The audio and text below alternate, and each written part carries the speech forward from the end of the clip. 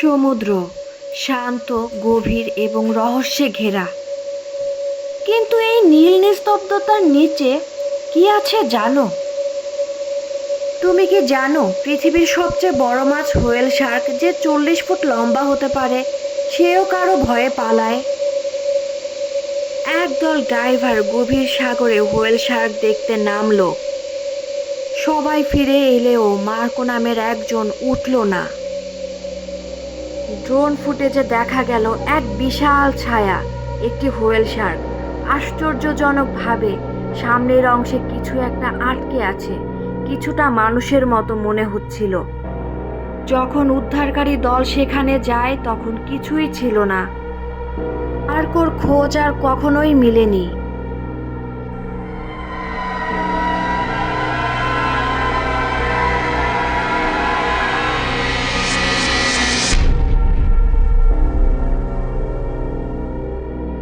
Bahama 2013। একজন একক যাত্রী লুকাস কায়াক নিয়ে ঘুরছিল আটলান্টিক সাগরে। হঠাৎ নিচে বিশাল ধাক্কা। সে দেখে এক বিশাল কালো মুখ ধীরে ধীরে উপরে উঠে আসছে।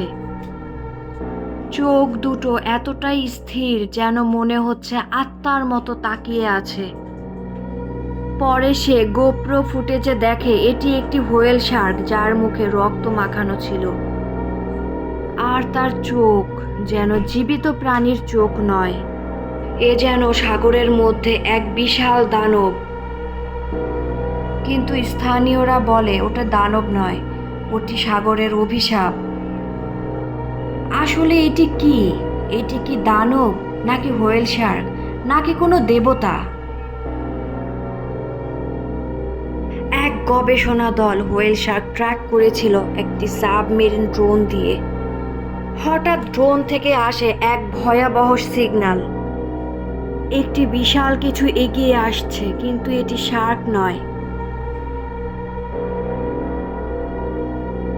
এরপর আস্তে আস্তে ড্রোন ব্ল্যাক আউট হয়ে যায়। পরে ভিডিওতে দেখা যায় এক ছায়া, এক বিশাল ছায়া। হোয়েল শার্ক তার সামনে যেন শিশু। হোয়েল শার্ক তাকে দেখে পালিয়ে যায়।